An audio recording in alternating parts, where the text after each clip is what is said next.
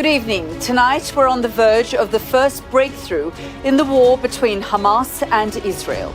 Qatari negotiators say a ceasefire should come into force at 5 a.m. UK time. An exchange of prisoners and hostages could take place later tomorrow. We now wait to see if there will finally be a pause in this conflict. I'm Yalda Hakim, live in Jerusalem. Hope for the hostages. Qatar says Hamas will release more than a dozen tomorrow when a 4-day truce begins in Gaza. Tonight, we'll speak live to one of the Qatari officials at the center of the ceasefire negotiations.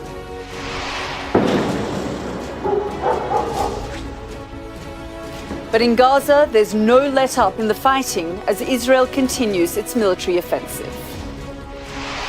Also tonight, violent clashes between police and demonstrators in Dublin after 5 people, including 3 children, were injured in a stabbing. And UK net migration figures for last year are dramatically revised up to a record 750,000.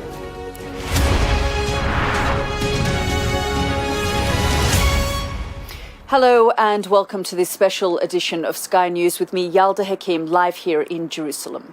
Following weeks of negotiations involving ministers and diplomats from across the Middle East, this evening it appears there is a real chance of a temporary ceasefire in the war between Israel and Hamas. Qatar says both sides have agreed fighting will stop at 5 a.m. tomorrow morning UK time. Later in the day, Hamas is expected to release 13 of the hostages it's holding in Gaza, with the total number expected to reach 50 over 4 days. In response, Israel is expected to free around 150 Palestinian prisoners over the same period. Tonight, we'll speak to one of the officials who has been at the heart of those talks. Our first report tonight is from our International Affairs editor, Dominic Waghorn. Their faces have stared out from posters for almost 7 weeks in Tel Aviv's Hostage Plaza and far beyond. How many will we now see come home? In Qatar, the hostage mediators were sounding positive. We are hoping that momentum will carry and that we would find this would open the door for further and more deep negotiations towards an end to this violence. They set out the details of the exchange. They will be 13 in number, all women and children, and those hostages who are from the same families will be put together within the same patch. Obviously, every day will include a number of civilians, as agreed, to total 50 within the 4 days. British Foreign Secretary Lord Cameron became the latest visitor to Israel to be shown the aftermath of the October attacks in Kibbutz Be'eri, which saw some of the worst atrocities. Later, meeting Israel's Prime Minister, he highlighted the plight of British people taken to Gaza that day. I hope everyone who's responsible and behind this agreement can make it happen to bring relief to those families, including, of course, there are British nationals who've been taken hostage. And so let's hope that can be delivered. For every Israeli hostage released from Gaza, 3 Palestinian prisoners will be let out of Israeli jails. Some sent home through this crossing into the West Bank, others to East Jerusalem.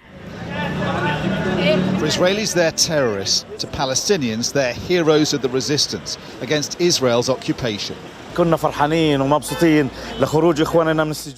that all the prisoners will be released and that the resistance will succeed in freeing all the prisoners from Israeli prisons, as they honestly suffer from oppression and mistreatment by Israeli occupying forces.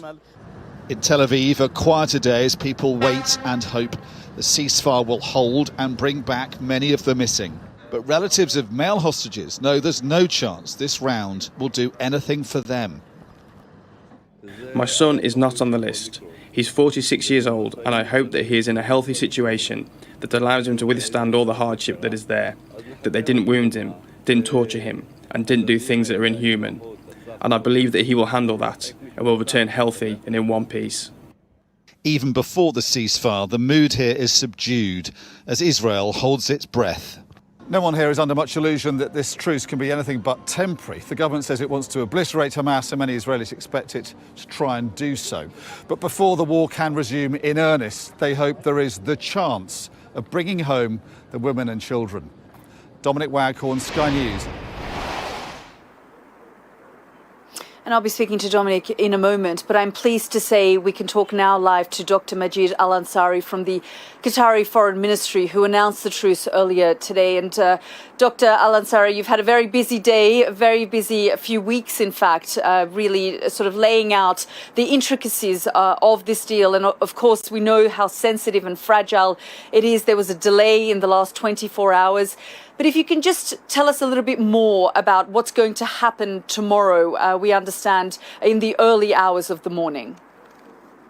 Well, thank you for having me again, Yalda. Just in a couple of hours, we, as the parties have agreed, the humanitarian pause will begin, and by that there will be a cessation of all hostilities, all operations on the ground, and all attack and all military expansion or movement, and that will begin the period where we can work towards the hostage release with both sides. We have an operation room here in Doha that is working between the Qatari side, the Red Cross and Red Crescent, and both sides of the conflict. We will maintain constant communication within the hotlines in the operation room. We will be monitoring everything on the ground in real time and relaying information as it's happening between both sides and to the Red Cross before 4 p.m.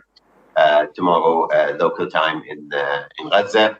The hostages are supposed to be delivered to the Red Cross, and therefore they will be on their way to safety. And the Red Cross, will they go in first to sort of do some medical tests and check the health of all the hostages that are due to come out tomorrow? Obviously, the Red Cross have their own procedures in receiving the hostages. We are hoping that we can cut the time of them, the transit between their holding place and being with their families to a bare minimum, to have all the necessary precautions taken as they are being moved from one place to another. And obviously they will receive the medical treatment and all of the testing that will be required as soon as that is safe to do so. And can I just check, Dr. Al Ansari, is it clear which route they'll be coming out of Gaza? I'm sorry, Yalda, for the sake of security and confidentiality of the agreement, and also to make sure that things go smoothly on the ground, we are not sharing any information around the routes and how they will be moving tomorrow. As you might understand, our prime objective right now is the safety of the hostages, and that does require some level of discretion regarding the specifics of how they are going to be moved. Fair enough. And so, you know, in the initial stage, the first 13, and then it'll move along in that way over the course of, say, 4 days. And then, of course, over these days, several 200 trucks will make their way on different days into Gaza to provide aid, much needed aid to the civilians? Of course. So the parts of the agreement include, first, of course, the hostage release in Gaza, the prisoner release in Israel, also women and children who are in Israeli prisons, and the admission of aid into Gaza, as you said, around 200 trucks, and that would happen, you know, within the span of the first day. Everything happening at the same time, and hopefully, and of course, whatever aid you bring into Gaza right now is not even a fraction of what is needed. These 200 trucks would not even satisfy a percentile of the need that is there in Gaza, but it is something. It is coming in, and it's something that we can at least help some of the people in Gaza with the current situation. Yeah. We're hoping that the momentum carried from this could help in opening a constant corridor for humanitarian aid to come into Gaza. For humanitarian aid. Dr. Al Ansari, and we're expecting this to be for about 4 days, unless there's a promise of more people to be released, more hostages from Hamas's side. Having said that, your Prime Minister, the Foreign Minister, Sheikh Mohammed, has been very firm, has been very vocal about the situation in Gaza, the humanitarian crisis that Gazans are facing. Is this something throughout the negotiations that Qatar itself has also reiterated to Israel? Because here what we're hearing from the Israeli government is once this truce ends, we will continue the fight against Hamas. Now, with respect to our role as mediators, of course, we try as much as possible to hear the concerns from both sides and be able to relay information. But of course, we have a very clear position against targeting civilians from any of the both sides. What we have seen in Gaza, the level of destruction, the level of death we've seen, getting reports of dogs eating corpses on the streets, children without limbs, infants dying as they are forced out of their incubators, and needless death that is happening all around Gaza right now. This cannot be acceptable, and I think we've relayed this clearly to not only the Israelis, but all of our partners in the international community, that if we allow this to continue, we are risking a humanitarian crisis in Gaza like we've never seen before, and we are risking a radicalization of a whole generation that will only see, after losing their families, their homes, and their futures, will only see revenge as a viable objective for their future. And therefore, we need to diffuse the situation. We need to work as an international community collectively to make sure that this doesn't become one of the worst humanitarian disasters in recent history. Dr. Al Ansari, there's also a lot of conversations being had, although your focus right now is to deliver this truce, this humanitarian truce, successfully completed for this period. But there's also a lot of conversations around the day after. What sort of role will Qatar play in that? I can tell you, Yalda, that right now our main focus, as you said, is on the current pause, but it is also on creating the momentum towards a lasting truce and a sustainable truce in Gaza altogether, and ending this war. We've always said that our main priorities is first ending the bloodshed, second bringing aid into Gaza, releasing the hostages, and finally making sure that this does not become a regional conflict. And that entails a lot of work from our perspective. We think that the international community is not doing enough to make sure that this conflict is contained. As you know, our hope is that by the end of this truce period, when we have more information, as a result of the truce, we have more information about the hostages, we can extend this truce, and therefore be able to carry the momentum and have a walking back from the 7th of October to a more peaceful situation. The day after is something very difficult to discuss at this moment. The level of death and destruction in Gaza. The constant bombardment of Gaza is not allowing us to even think of how the sector will look like. To think about it. Yeah, indeed. Dr. Majed al Ansari, thank you so much for joining us here on the program. My pleasure. Now, the Israeli Defense Force today described taking control of northern Gaza as the first stage in a long war. The director of Al-Shifa Hospital has been detained by Israeli authorities, who say they have evidence the building was a Hamas command center, something Hamas itself has long denied. Here's our special correspondent Alex Crawford, a warning her report contains distressing content. The truce delay has hit Gaza's children most. The bleeding and the pain goes on. The doctors in the Gaza European Hospital filmed these pictures for us. All these children were brought in just before we spoke.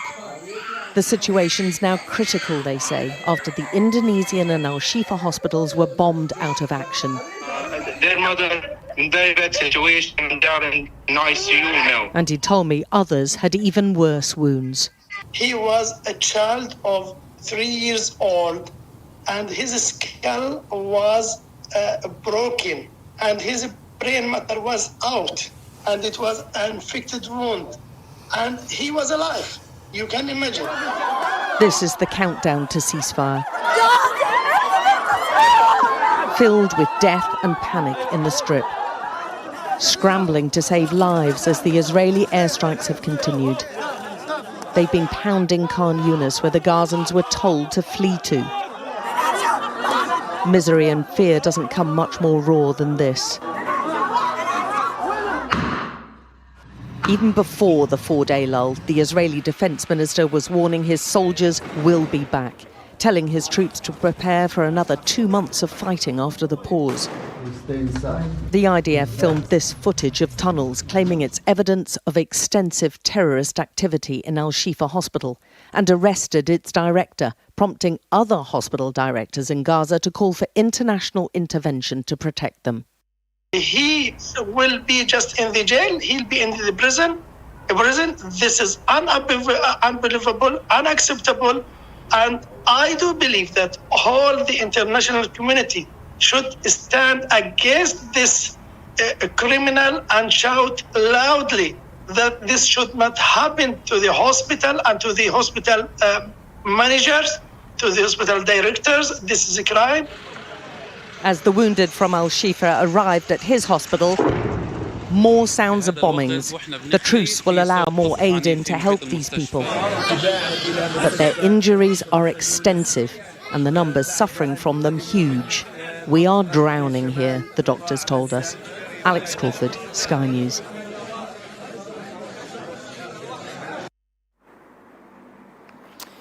Well, we've been told that during the 4-day ceasefire, 50 Israeli hostages and 150 Palestinian prisoners will be released in stages. Israel says the pause will be extended for every extra 10 hostages freed.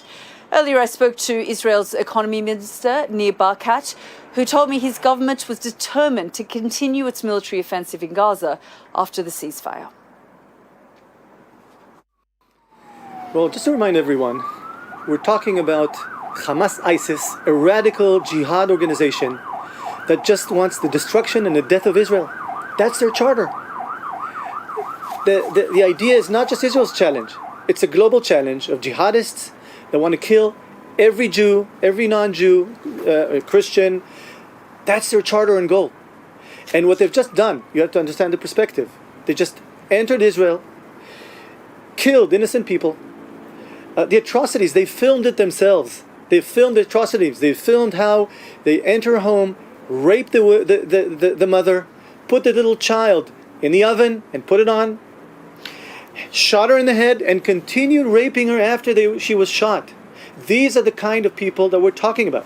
And these are not normal people, they're psychopaths. And we've seen the pain and the trauma that this country has had since October the 7th. We've seen that, we've spoken to the families of the hostages. But I want you to we understand fully the pain and the suffering of the country. But if we can just focus on what is about to happen in the next 24 hours and the next 4 or 5 days, do you think that this truce is going to hold? You're going to be able to get Israelis back into the country and that humanitarian aid will be able to enter Gaza? So these monsters are trying to extort Israel. They want us to release terrorists for the benefit of releasing back to us innocent children, 6 months old, 10 years old, 3 years old. It's an absurd situation. Well, they say it's women and children. No, and we know they've been accused of crimes. With all due respect, we have to understand the right language, okay? It's not about, I also heard about in Sky News today, the comparable between, trying to absurdly compare Israelis to Palestinian lives. We care about all innocent life. We're talking about an exchange. That shouldn't happen. They should release innocent children for no price, no extortion. I expect the world to say to these radical monsters, you have to release the women and children. You have to. Where's the UN? Where are they to tell us what is happening with our soldiers, with our men and our women, who's alive? Why isn't the world focusing and putting all the effort on these jihadi, terrorist, radical ISIS, Hamas, and send the UN, the Red Cross? We want to know what's going on with our people. And that is imminent. That this deal that has been brokered means that the Red Cross will go in, that people will be examined, and that we will see numbers of people, hostages, women, children, the elderly start to come out. The question then is, you say that it's important, you value life, that you don't want to see anyone killed. This conflict has now left over 14,000 people dead. Israel disputes these numbers. They say it's the Hamas health ministry that brings out these numbers. However, even the United States, your partners, say the numbers of Palestinians dying are too high. With all due respect, when Nazi Germany started the Second World War, I don't remember that the United States or Britain said, well, let's see what we do with the Germans, the innocent Germans in Dresden. So what would you like to see? Total surrender. And what does that look like? It means that all Hamas raise a white flag, put their weapons down, all the weapons down, okay? We take to justice and trial all the people that did these atrocities, and we will never agree to have somebody, a neighbor. We'll never be able to live with a neighbor that wants to kill us, rape our women, and put our children in the oven. And we anticipate and we expect, not anticipate, we expect the world to back us up, because it's not just our problem. This is going to happen if we are not successful. This is going to happen in London, in New York, all over the world, in the Arab world. That's why they're quiet, because they all understand that we must win this war and have total surrender by these jihadists. But surely, sir, you don't believe that 2 million Palestinians living in Gaza are all Hamas? They have to surrender, total surrender, and the people in Gaza will have to choose somebody else to represent them. We're 50 days into this conflict, and like I said, the numbers that we're seeing are high. 14,000. No, I'm sorry. And I know. I'm sorry. I know you. I'm not willing to listen to this game theory. Okay? It's not about game theory, not numbers. It's very simple. We will go after all of Hamas, and we will do the best we can not to hurt innocent people, but they use them as shelter. So in the south. So are you telling me that operations are more or less wrapping up in the north? Are we going to see similar numbers in the south in terms of the death toll? Depends only on one thing: Hamas and total surrender. We will not stop, nor did the Brits and the Americans do in the Second World War in the Western world. We will not stop until total surrender. Remember the words of the leaders of the free world. Same. We will not stop. So if the international community, aid agencies are saying this is a humanitarian crisis, Gaza is on the brink of collapse, this is a medical catastrophe. Go to Hamas. Hamas is the problem, and the solution is with Hamas to raise the white flag. Total surrender is going to be over in a minute. They're saying that Israel needs to stop the bombardment. There's no way in the world that we will stop until we have total. I think it's very clear. Total surrender. That's what the world expects us to do. Okay? With Nazi Germany, total surrender. Wipe them off the face of the earth. Same in Gaza. And we will do the best we can not to hurt innocent. That's why we opened a corridor for the people from the south, from the north, to go to the south. And they're getting aid there because we want to kill the terrorists. Hamas terrorists. That's what we're after. Okay? It should be very clear. The rules of engagement are very clear. We will not stop until there's total surrender. That's Israel's Economy Minister Nir Barkat. Let's go live now to our Dominic Waghorn, who joins me from Tel Aviv. And Dominic, I mean, we can see how emotions are charged, and this is a very sensitive truce, a very fragile truce. Where do we stand tonight? Yeah, it is. And it's also a moment, I think, to stand back and take stock. I think we're at a fork in the road in this conflict. And the two different aspirations have been articulated, first of all, by the Qataris, saying they believe this is the potential, has the chances of a lasting truce. So hoping that this truce could become permanent, and then hearing from the Israeli Defence Minister, Yoav Gallant, saying that after this truce is over, it'll only be temporary. There'll be another 2 months of fighting. And I think it's important tonight, Yalda, to put it into some kind of context. The longest war, the longest Gaza war we had up until this point was in 2014. It went on for 50 days. It killed just over 2,000 people. Well, we're going to reach that grim milestone in this war in a couple of days' time, and we've already seen 7 times as many people die. That's 14,000 people have died. If the Hamas-run Gaza Health Ministry figures are correct, and they often are proved to be correct. And what we can say about previous Gaza conflicts is they have always ended in ceasefires, after which Israel has withdrawn from Gaza. That is not going to happen this time. The Israelis have made that very clear, because they believe, as Nir Barkat articulated there very passionately, that the crimes committed against them, egregious crimes on October the 7th, a loss of life that Israel has never seen in its history. Those crimes are so egregious, they have to go in now, and they have to eradicate Hamas, or certainly they have to try to do so, which means at some point during this truce, and it is a rolling truce, it's going to go day after day after day. If Hamas keeps on offering up hostages, then Israel is bound by its terms to keep offering another day of ceasefire. At some point, though, Israel will have to decide that enough is enough. It has to go in and go after Hamas again and give up, for that point at least, on the other hostages